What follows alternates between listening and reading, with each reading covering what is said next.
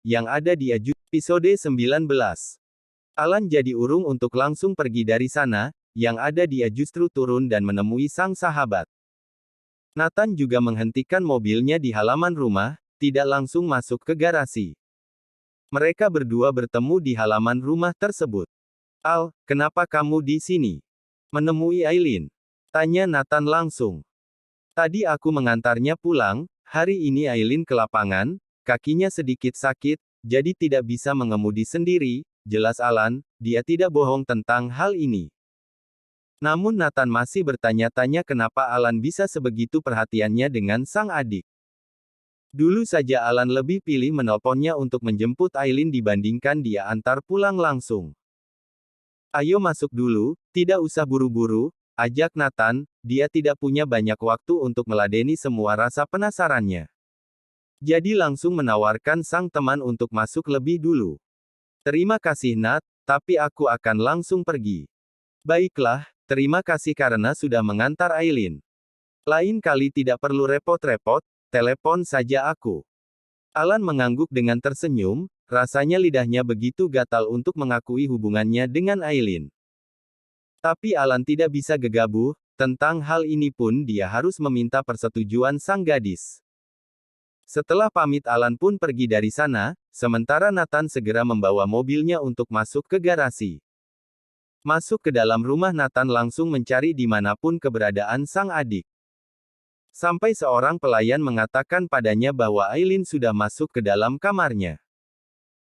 Buka pintunya, ucap Nathan setelah dia mengetuk beberapa kali. Tak butuh waktu lama Aileen langsung membuka, hampir saja dia mandi tapi sang kakak sudah lebih dulu mengetuk pintu. Kak, ada apa? Kakimu sakit. Aku tadi bertemu Pak Alan di depan. Dek. Iya, tidak. Bicara yang benar, kakimu sakit atau tidak? Tidak kak, aku hanya mengerjai Pak Alan. Nathan langsung menatap tajam pada sang adik, tapi alasan seperti ini terasa masuk akal jika Aileen ucapkan. Nathan justru akan syok jika mendengar Aileen benar-benar sakit dan diantar oleh sang dosen. Sebab Nathan pun tahu bahwa selama ini Aileen begitu membenci dosennya tersebut. Aku tahu kamu membenci Pak Alan, tapi jangan mempermainkan kebaikannya. Besok kamu harus minta maaf, titah Nathan. Aileen pura-pura merasa bersalah dan mengangguk, juga menunduk tidak berani membalas tatapan sang kakak. Karena Nathan benar-benar menatap dengan tajam. Setelah puas memarahi sang adik, Nathan pun pergi dari sana meninggalkan Aileen yang bibirnya mengerucut. Untung saja Kak Nathan hanya bertanya tentang kakiku, tidak tanya tentang hubungan kami. Bukan apa-apa, hanya saja jika ditanya hubungan dia pun akan bingung mau menjawab apa, sebab dia sendiri pun bingung. Sore tadi Pak Alan kembali membuatnya bimbang, hubungan mereka hanya akan berakhir jika Pak Alan yang menghendaki, bukan karena dia ataupun Tante Berta. Entahlah apa maunya pria itu. Kesal Aileen. Bingung dengan jeratan Pak Alan yang diikatkan pada hidupnya. Dan sialnya Aileen pun menikmati ikatan tidak jelas ini. 1 minggu berlalu dan semuanya berjalan seperti biasa, Aileen bahkan kembali memakai gelang pemberian sang dosen. Alan masih sangat sibuk dengan kantor dan kampus, sementara Aileen makin menikmati ritme bekerja di perusahaan ini. Mereka hanya dapat bertemu saat pagi dan sore, kadang siang saat jam istirahat. Hari ini Aileen, Nora dan William harus izin untuk datang ke kampus karena ada pelepasan secara resmi dari program studi mereka. Karena statusnya masih karyawan kontrak mereka masih diberi kemudahan untuk mengajukan izin seperti ini. Acara diadakan di aula yang ada di gedung prodi tersebut. Pak Alan juga hadir dalam acara itu. William dan Aileen bahkan menyampaikan pidato untuk mengucapkan terima kasih pada para pendidik. Mereka berdua adalah perwakilan dari para mahasiswa. Di kursinya Alan menatap tak suka melihat keberadaan dua orang itu, di saat semua orang berteriak Aileen dan William cocok, hanya Nora dan Alan yang bilang tidak. Bedanya Nora berteriak dan Alan membatin. Di tengah-tengah acara saat jam makan Alan menarik Aileen untuk pergi dari sana, masuk ke ruang kerjanya. Ikut aku. Desis Alan. Pak, kenapa kita masuk ke sini? Bagaimana jika ada yang melihat? Tanya Aileen, belum apa-apa jantungnya sudah berdegup dengan cepat, karena tiba-tiba Pak Alan mengajaknya masuk ke dalam ruang kerja pria tersebut. Ruangan yang selama ini menjadi tempatnya bimbingan dengan sang dosen. Acaranya sudah mau berakhir, tadi juga aku sudah melihatmu makan.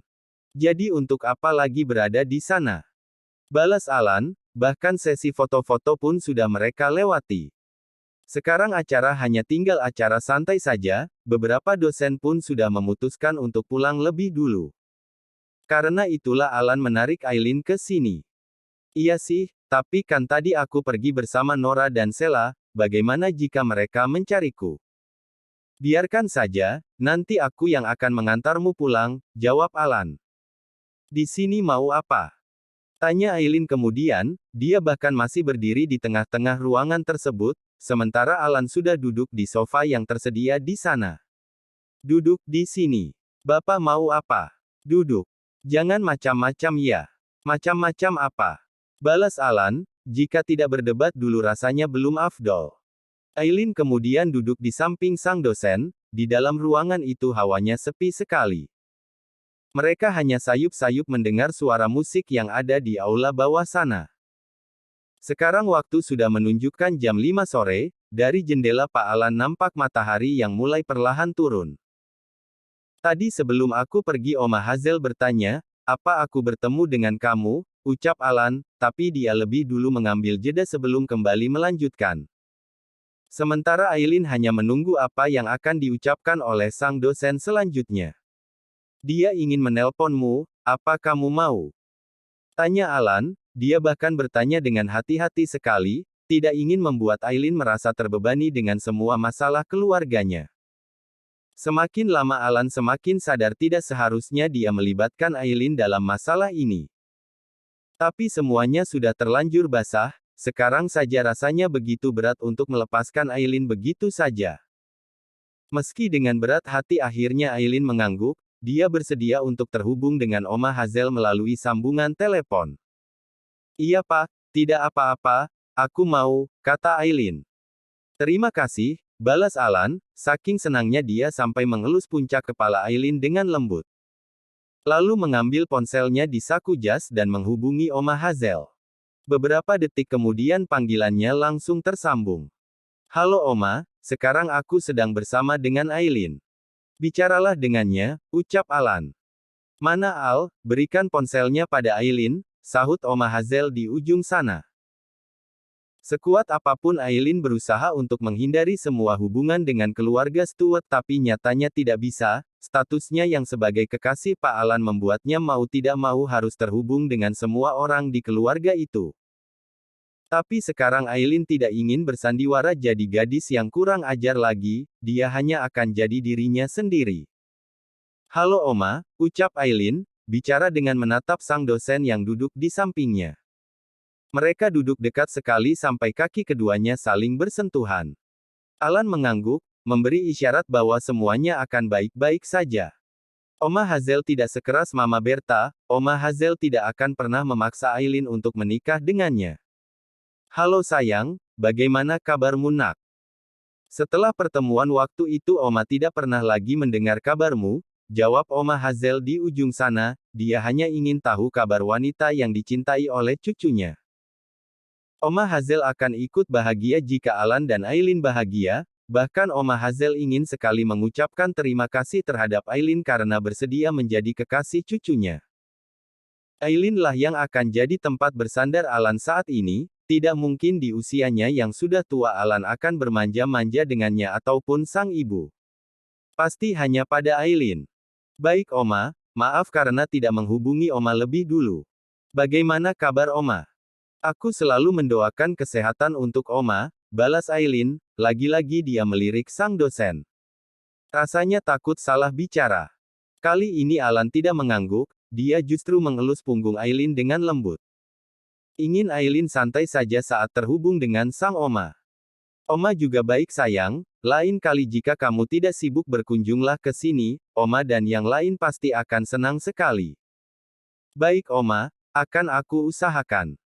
Oma juga ingin berterima kasih padamu sayang, karena sudah menemani Alan sejak beberapa bulan terakhir. Oma senang sekali, karena akhirnya melihat Alan memiliki seorang kekasih. Oma tidak perlu berterima kasih, selama ini Pak Alan juga selalu menjagaku dengan baik. Aku justru banyak berterima kasih pada Pak Alan, jawab Aileen. Dia tidak bisa asal bicara saat berbincang dengan Oma Hazel seperti ini, karena dia tahu bahwa Oma Hazel memiliki penyakit jantung. Sebisa mungkin Aileen akan menjaga suasana hati wanita paruh baya tersebut. Kamu benar-benar gadis yang baik sayang, semakin Oma mengenalmu Oma jadi semakin menyukai Aileen, balas Oma Hazel. Dulu di pertemuan pertama mereka Aileen terlihat seperti kekanak-kanakan tapi sekarang Aileen terasa begitu dewasa. Gadis pilihan Alan seperti sangat ajaib, karena memiliki banyak kepribadian yang menarik. Tak heran jika akhirnya sang cucu menjatuhkan hatinya pada gadis seperti Aileen. Cukup banyak yang mereka bicarakan dalam sambungan telepon tersebut, sampai waktu berlalu dan akhirnya panggilan itu pun berakhir. Permintaan Oma Hazel hanya satu, agar Aileen menyempatkan waktu untuk berkunjung ke rumah. Selama panggilan telepon itu tersambung Oma Hazel memang tidak pernah sekalipun membahas tentang pernikahan, tapi panggilan ini membuat Aileen kembali ingat tentang pertemuannya dengan Tante Berta. Dengan syarat yang diberikan oleh Tante Berta, 1 bulan Aileen harus mempertimbangkan tentang hubungannya dengan sang dosen. Harusnya berakhir atau lanjut ke jenjang yang lebih serius.